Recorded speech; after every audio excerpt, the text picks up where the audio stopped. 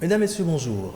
L'Afrique est le continent de tous les fantasmes, l'une des régions où l'on trouve le prochain milliard de consommateurs à servir et un marché sur lequel tous les géants mondiaux essaient d'assurer une position dominante. D'après les statistiques, le commerce en ligne en Afrique ne représente jusque-là que 2% du marché mondial. Quelles en sont les raisons?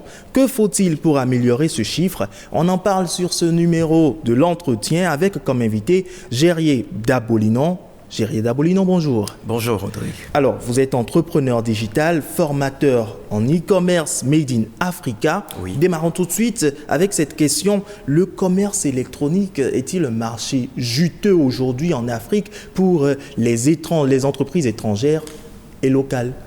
Alors, déjà, il faudrait que je vous parle rapidement d'une petite statistique. Okay. En 2020, la Fédération e-commerce et vente à distance, FEVAD, a donc remarqué qu'on a généré plus de 112 milliards d'euros en termes de consommation, de vente en e-commerce. Quand vous dites on, il s'agit du continent africain, c'est bien ça? Pas le continent africain, le continent, enfin, mondial. De façon, sur le plan mondial, nous avons généré 112 milliards d'euros.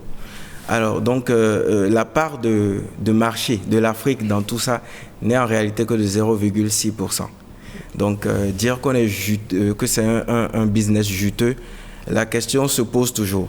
Toutefois, on va dire que c'est un marché prometteur et qu'il y a beaucoup d'acteurs qui sont sur ce marché et qui essaient de donner le meilleur d'eux-mêmes afin que le e-commerce en Afrique puisse vraiment décoller. Avant d'aller plus loin, parlons tout de même de la définition du e-commerce. Que comprendre concrètement par ce concept e-commerce? Alors, le e-commerce, c'est tout simplement l'ensemble des transactions financières effectuées sur Internet grâce à différentes interfaces telles que les téléphones portables, les les tablettes ou encore les ordinateurs. Pour faire simple, je dirais tout simplement que le e-commerce, c'est le fait de vendre sur Internet des produits comme des services. Vous êtes formateur, je dirais, en e-commerce, commerce électronique, Made in Africa. Oui. Alors, la particularité Made in Africa, est-ce parce qu'il y a des critères précis pour le e-commerce en Afrique? Oui, bien sûr. Et il y a beaucoup de critères à prendre en compte lorsqu'on veut faire du e-commerce en Afrique. Mais rapidement, je vais faire une petite nuance. Oui. Déjà, on peut faire du e-commerce en étant en Afrique. C'est-à-dire que vous pouvez faire du e-commerce depuis l'Afrique, mais ce sera adressé donc vers d'autres continents. Et ça, on parle du e-commerce depuis l'Afrique. Par contre, vous pouvez également faire du e-commerce en Afrique. Ça veut dire donc que votre marché cible, c'est l'Afrique. Cette petite nuance est importante parce que, en réalité, les chiffres ne sont pas les mêmes lorsque vous faites les deux types de e-commerce. Maintenant, pour répondre à votre question, je dirais tout simplement qu'aujourd'hui en Afrique, il y a beaucoup de choses qui ne sont pas encore faites à l'instar des autres continents européens ou encore américains. Okay. Si bien que si on doit fonctionner de la manière dont le e-commerce se fait sur ces autres continents, on va passer totalement à côté. Aujourd'hui, on n'a réellement pas besoin, en réalité, on n'a pas besoin d'avoir un site internet, une boutique en ligne en bonne et due forme avant de faire du e-commerce en Afrique. Mais si on sait quand même que le commerce, ça nécessite de présenter ses produits et bien tout, sûr, bien sûr. Pourquoi ne pas avoir une boutique? Avoir une boutique nécessiterait également que les gens qui viennent sur cette boutique puissent acheter par le biais de cette boutique. Mais vous êtes d'accord avec moi aujourd'hui qu'en Afrique, nous n'avons pas encore développé la culture des achats en ligne. Typiquement, sur un site internet, les gens ne sont pas encore à l'aise pour pouvoir sortir, par exemple, leur carte de crédit et effectuer un paiement. Et ça, c'est quelque chose qu'on est encore en train de travailler. On est en train d'insérer ça dans la culture des gens. On est en train de les amener à adopter ces façons de faire les choses. Mais pour le moment, on peut toujours faire du e-commerce sans avoir à utiliser un site que vous-même vous avez créé en bonne et due forme, mais vous pouvez passer par d'autres outils que nous énumérons et que nous présentons généralement dans nos formations. Alors, allez-y. En dehors de ça, il faut également constater que jusque-là, nous n'avons pas encore la logistique qu'il faut pour nous accompagner. Donc, en réalité, c'est un casse-tête journalier, c'est un casse-tête de tous les jours que le e-commerçant africain doit pouvoir résoudre. Donc, il y a plein d'autres critères que, honnêtement, si je devais me mettre à tous les citer, on aura encore pour longtemps dans cette émission. Alors, certains estiment qu'il est difficile de concevoir que le commerce électronique n'évolue pas en Afrique parce que simplement, on a des forums sur les réseaux, sur les différents réseaux sociaux où on voit tout de même des articles qui sont publiés. N'est-ce pas là une preuve qu'en temps normal, le commerce électronique évolue ou a une certaine expansion sur le continent? Mais écoutez, il y a différents acteurs. Il y a différents acteurs dans le e-commerce. Alors, il y a ceux-là qui sont, on va dire, des particuliers, des jeunes entrepreneurs qui ont une idée de business, qui ont envie de faire du e-commerce. Il y a également les multinationales, il y a les grosses entreprises qui également se lancent dans ce marché-là. Alors, on va se tenir plutôt du côté de ces grosses entreprises. Effectivement, lorsqu'on prend ces entreprises qui ont déjà un certain niveau, pour le moment, ce n'est pas forcément à leur avantage de pouvoir se lancer dans le e-commerce et espérer rentabiliser tout de suite. Parce que déjà, même en Afrique, voyons le nombre que nous faisons et le nombre qui est connecté. Ça, ce n'est pas encore tellement ça. 1,3 milliard d'habitants et plus de 473 millions d'internautes. Alors, 473 millions d'internautes. Oui. Et alors, dans ce lot, combien de consommateurs sur Internet? Combien de consommateurs de produits sur Internet? C'est là la question. Donc oui, ça peut être avantageux. Ça peut être avantageux pour, je vais dire, des particuliers, des jeunes entreprises qui ont décidé vraiment de faire du e-commerce leur activité. Pour eux, ils vont donc mettre en place tout ce qu'il faut pour pouvoir réussir. Par contre, pour les autres, il va falloir qu'ils décident vraiment d'être les pionniers, donc de suer, de transpirer, de donner tout ce qu'il faille pour que l'écosystème du e-commerce soit mis en place en Afrique avant que ça ne puisse décoller. Alors on sait tout de même qu'il y a de nombreuses plateformes de commerce électronique qui ont voulu s'implanter en Afrique. On a par exemple Afrimarket, Cdiscount ou plus récemment encore DHL Africa eShop qui ont essayé mais n'y sont pas arrivés. Oui. Qu'est-ce qui explique leur échec selon vous? Est-ce que c'est la non-maîtrise du marché africain? Est-ce qu'on va dire la non-maîtrise du marché? Parce que dans tous les cas, lorsqu'ils se sont implantés, ils ont eu à faire leurs expériences. On va parler plutôt de la volonté de pouvoir y arriver. D'accord? Il y a également une question de financement qui se pose là. Est-ce qu'ils étaient prêts à financer, à investir dans cette activité au point de la faire décoller? C'est là la question. Ceux-là doivent être en réalité des pionniers parce qu'en Afrique, tout est à faire, comme je le disais tantôt. Et justement, si tout est à faire, c'est que d'autres doivent être prêts à payer le prix pour y arriver. Et si vous n'êtes pas prêt à payer le prix, parce que étant peut-être une très grosse entreprise déjà et ayant des objectifs à atteindre par rapport à votre chiffre d'affaires, vous vous retrouvez peut-être dans l'incapacité ou dans la non-volonté de pouvoir vous donner à fond dans cette activité. Évidemment, après quelques années, vous allez devoir mettre la clé sous la porte. Je pense que c'est entre autres ce qui explique le fait que ces derniers n'ont pas pu tenir dans le temps. Regardez par exemple Alibaba. On connaît tous Alibaba et on sait qu'au début de Alibaba, les choses n'étaient pas forcément roses pour eux en entreprise, mais ils ont dû vraiment être persévérants, ils ont dû être constants, ils ont dû vouloir réussir dans le domaine et aujourd'hui, c'est incontournable. Alibaba aujourd'hui est incontournable. Bien sûr. Justement. Et il y a également d'autres plateformes électroniques qui font leur bonhomme de chemin. Mais voilà. Vous êtes formateur en e-commerce Made in Africa. Oui. Lorsque vous parlez par exemple de payer le prix, jusqu'à quel point est-ce qu'il faut patienter pour espérer faire décoller son entreprise dans le secteur du e-commerce sur le continent? Vous savez, quand on est entrepreneur, il faut pouvoir être prêt à résoudre toutes les difficultés devant lesquelles on se retrouve. Okay. En tout cas, quand vous voulez quelque chose, vous vous donnez tous les moyens d'y arriver. Alors, payer le prix voudrait dire que vous comprenez le marché dans lequel vous voulez intervenir. Et vous savez que ce marché a beaucoup de défis. Alors, qu'est-ce que vous faites en tant qu'entrepreneur? Vous devriez pouvoir résoudre les différents défis, ou du moins vous adapter à ces différents défis un à un et pouvoir à la longue arriver à vous imposer sur le marché. C'est comme ça que vous devriez pouvoir payer le prix en question. Même si ça doit prendre une vingtaine d'années ou une quinzaine d'années? Est-ce qu'il faut dire que ça va prendre une vingtaine d'années? Je ne saurais le dire. Par contre, ce dont je peux vous rassurer, c'est que lorsqu'on veut, on y arrive. Vous voyez, ça ne va peut-être pas prendre 20 ans, mais ça va prendre le temps qu'il faut pour que les choses soient mises en place. Et justement, puisque vous parlez de défis, quels sont les défis du e-commerce, du commerce électronique sur notre continent? Oh là là, il y en a tellement. Alors, le premier défi auquel nous sommes tous confrontés, c'est la connectivité. On est sur un continent où la connectivité est pour la plupart du temps très onéreuse. Pouvoir se connecter en Afrique, c'est la croix et la bannière. D'accord? Encore que, au-delà du fait que ce soit aussi cher, la qualité de la connexion n'est souvent pas au rendez-vous.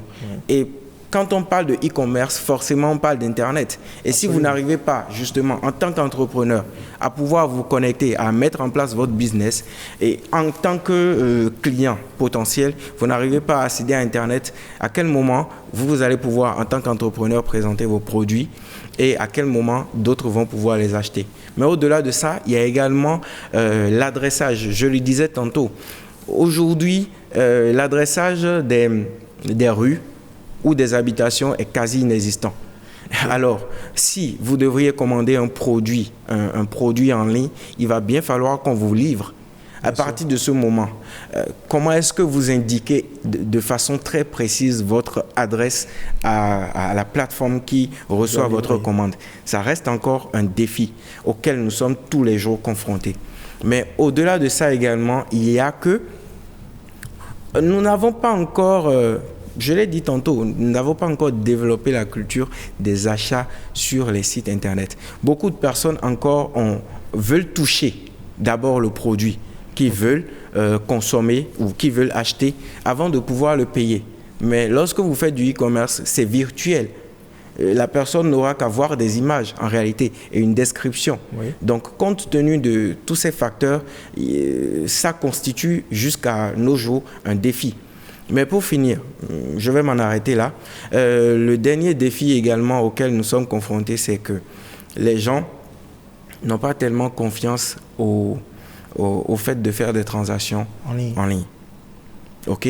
Et surtout avec le taux de bancarisation qui est tellement faible dans notre Afrique, de façon générale, peu de personnes ont déjà un compte en banque, peu de personnes ont une carte bancaire avec laquelle ils pourraient faire des opérations. Ce qui est plus développé chez nous en Afrique, c'est les moyens de paiement mobiles. Oui. Donc, mobile money. Le mobile money.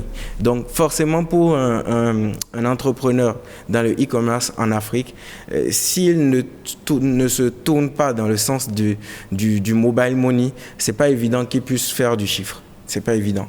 Voilà. Alors, donc, les défis vous les avez cités, ou du moins vous en avez cité quelques-uns. Oui. Mais alors, quelqu'un qui veut entreprendre dans le secteur du e-commerce en Afrique, que doit-il faire alors? Alors, quelqu'un qui veut entreprendre dans le secteur du e-commerce, la première chose que moi je recommande, c'est de se former. Ça vous fera gagner du temps et de l'argent. C'est très important. Parce que moi, à mes débuts, j'ai rencontré beaucoup de défis. J'ai fait beaucoup de dépenses qui, en réalité, étaient inutiles. J'ai d'abord commencé, à un moment donné, avec le e-commerce, comme ça se fait en Europe, en Occident. C'est-à-dire créer une boutique en ligne, l'optimiser, mettre des produits, etc., etc. Mais très vite, je me suis retrouvé face au fait que personne ne venait acheter sur ma boutique. Alors que dans le même temps, j'utilisais d'autres moyens qui n'étaient pas forcément une boutique en ligne, mais j'arrivais plus ou moins à bien vendre. Donc c'est pour vous dire que si on doit se contenter de faire les choses comme on nous les présente en Occident, on va forcément passer à côté. En tout cas pour l'heure, on va passer à côté. Donc de façon générale, c'est un peu ça.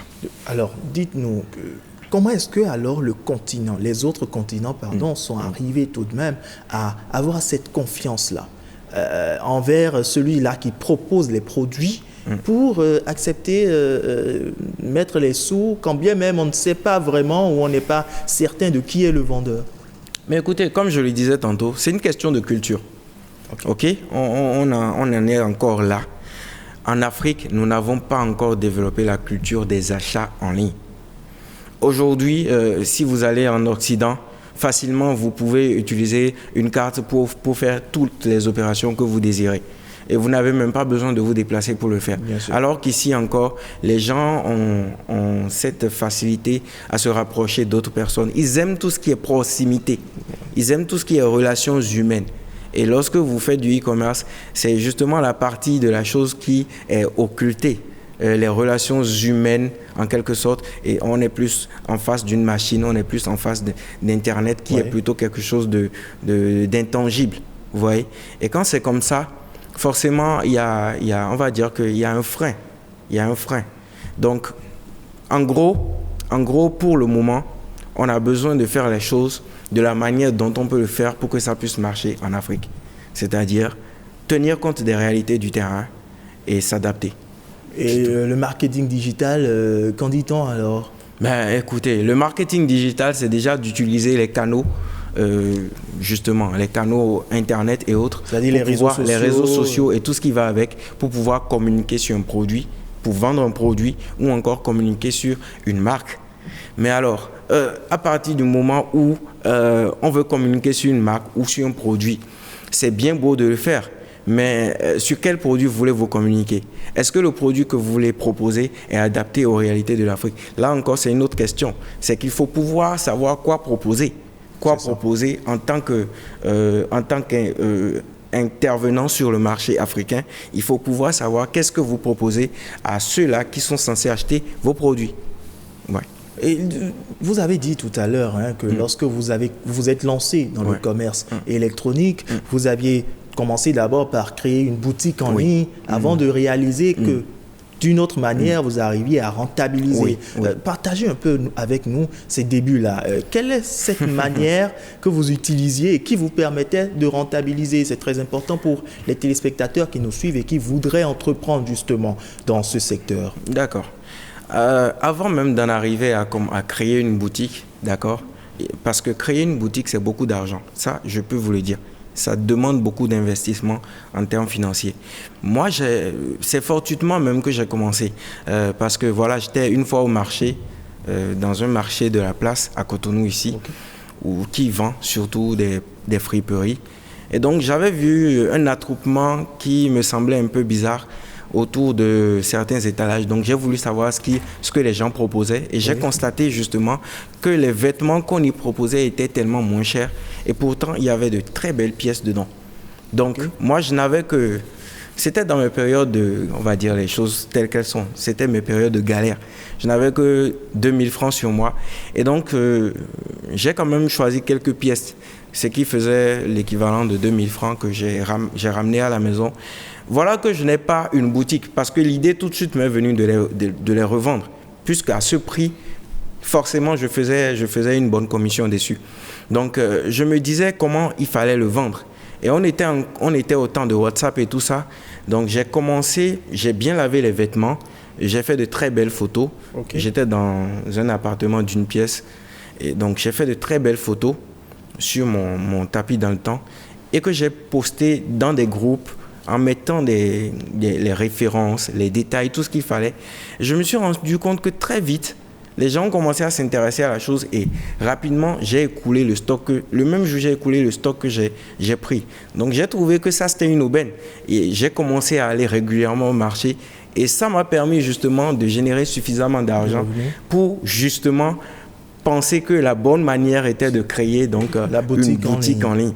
Et donc, c'est après avoir fait l'expérience de la boutique en ligne et d'avoir vraiment échoué lamentablement dans la chose. Et pas qu'une boutique, plusieurs boutiques. J'ai fait plusieurs boutiques.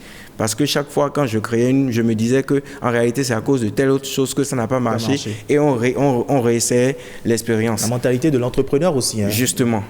On veut tout le temps essayer de corriger les choses et d'aller de l'avant. En gros, je suis parti de 2000 francs. Et c'est avec ça que j'ai lancé mes activités.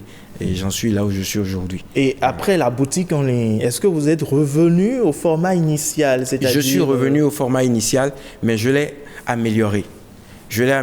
D'où justement le e-commerce Made in Africa. J'ai dû développer d'autres stratégies, j'ai dû utiliser d'autres outils que l'on retrouve qui sont pour certains gratuits, pour d'autres payants, mais que j'ai dû mettre en place, que j'ai dû combiner afin d'obtenir aujourd'hui un process qui permette à n'importe qui justement de pouvoir, avec le peu de moyens justement qu'il a, de pouvoir se lancer et de commencer à faire quand même quelque chose d'intéressant. Du coup, qui ne cherche pas à se former ne pourrait pas justement en savoir autant sur le e-commerce en Afrique. Évidemment. C'est clair qu'aujourd'hui, si vous ne vous formez pas, si vous ne prenez pas le temps de vous former, alors vous allez devoir en partie au niveau de vos finances et au niveau du temps que vous allez gaspiller. Or, aujourd'hui, le temps, comme on le dit, c'est de l'argent. Il faudrait optimiser son temps pour pouvoir donc mieux grandir. Vous êtes formateur, vous formez justement dans ce secteur-là. Oui. Que contient justement une formation sur le commerce électronique Made in Africa? Très bien. Alors, d'entrée de jeu, on comprend tous que pour pouvoir vendre un produit, il faut pouvoir l'avoir soi-même d'abord. Bien sûr. On est d'accord sur le principe. Soit vous l'avez parce que vous l'avez acheté, soit vous l'avez parce que vous le fabriquez. Alors, partant du fait que vous l'achetiez, il faudrait que vous trouviez les bonnes sources, les bons endroits où acheter votre produit afin de pouvoir rentabiliser. Donc, typiquement, moi, ma formation part du fait que je vous enseigne où est-ce que vous pourrez acheter des produits très moins chers. Généralement, beaucoup de personnes se tournent vers le voisin, le Nigeria voisin, alors que vous pourrez acheter peut-être en Chine beaucoup moins cher et donc justement vous faire une meilleure marge. Donc, moi, j'enseigne aux gens comment ils peuvent acheter en Chine. C'est par là que ça commence. Et une fois qu'ils maîtrisent les tenants et les aboutissants, comment est-ce qu'ils choisissent les produits, comment est-ce qu'ils arrivent à trouver les meilleurs fournisseurs, comment est-ce qu'ils trouvent les meilleurs produits, parce qu'on sait que la Chine est réputée pour vendre des produits de très mauvaise qualité, d'après ce que l'on sait. Mais c'est toujours dans la même Chine qu'on trouve de très bons produits. Donc, comment les trouver, où les trouver, et également comment les négocier. On part d'abord de là. Et ensuite, une fois qu'on a compris tout le business des achats en Chine, on va passer maintenant à la mise en place de votre business dans le e-commerce proprement dit. Et donc, je vous présente la méthode du e-commerce comme ça se fait de façon générale. On va dire qu'on va faire un benchmarking de comment ça se passe de façon conventionnelle pour revenir maintenant à comment vous pouvez le faire lorsque vous êtes en Afrique. Et là, lorsque vous comprenez ça, vous êtes en mesure de pouvoir démarrer votre business, de vous approvisionner et de revendre. Et justement, le e-commerce aujourd'hui, on va vendre certes, mais derrière, il y a quand même toute une chaîne qui se met en branle. Évidemment. Alors, toute une chaîne, parce que déjà, quand on parle d'un produit, ce n'est pas, dans la plupart des cas, ce n'est pas le e-commerçant qui se charge en même temps de la livraison. Quand bien même à mes débuts, c'était comme ça que je procédais. Mais après un moment, vous seul, vous ne pourrez pas tout faire. Déjà, le produit a besoin d'être peut-être emballé. Pour être emballé, il faudrait que vous puissiez vous approvisionner en emballage. Bien sûr. Certainement que vous aurez affaire à un autre entrepreneur qui fait peut-être du e-commerce, mais dans le domaine des emballages, auquel vous aurez affaire, avec qui vous allez peut-être nouer un partenariat. Lui va vous livrer un emballage et vous allez maintenant emballer votre produit. Et ensuite, celui qui va intervenir, celle qui va intervenir, c'est l'entreprise qui va se charger de la livraison. Et donc, voilà un certain nombre de secteurs ou d'entrepreneurs qui rentrent en ligne de compte dans le process. Mais à côté de ça, il y a également ceux-là qui s'occupent de bien présenter votre produit. Donc, ceux qui vont s'occuper de toute la partie on va dire, la partie marketing digital de votre business. Donc, savoir comment bien présenter le produit, la fiche produit, tout ce qui va avec. En tout cas, il y a plusieurs personnes qui interviennent dans ce seul business du e-commerce. Alors, le temps qui nous est imparti tire à sa fin. Dernière question. Une étude réalisée souligne que d'ici 2025, le commerce électronique pourrait représenter 10% des ventes de détail des plus grandes économies africaines. Et ce marché pourrait passer jusqu'à 75 milliards de dollars américains pour 600 millions de consommateurs actifs. Y croyez-vous? Moi, je reste optimiste par rapport à la chose. 2025, c'est bien ça. 2025, c'est dans 4 ans ou dans 3 ans, si vous voulez. Dans 3 ans, il y a beaucoup de choses qui sont faites actuellement par rapport au e-commerce en Afrique. Ouais. Donc, c'est bien possible que ça puisse arriver, mais comme on le dit, wait and see. Ce qui est sûr, nous ferons ce qu'il faut. Nous allons continuer à œuvrer dans ce sens pour que le e-commerce puisse connaître ses heures de gloire en Afrique. Gériède Abolinon, merci d'avoir répondu favorablement à notre invitation. Eh bien, mesdames, messieurs, vous l'avez compris, ce numéro de l'entretien prend fin. Merci de nous avoir suivis et à très bientôt.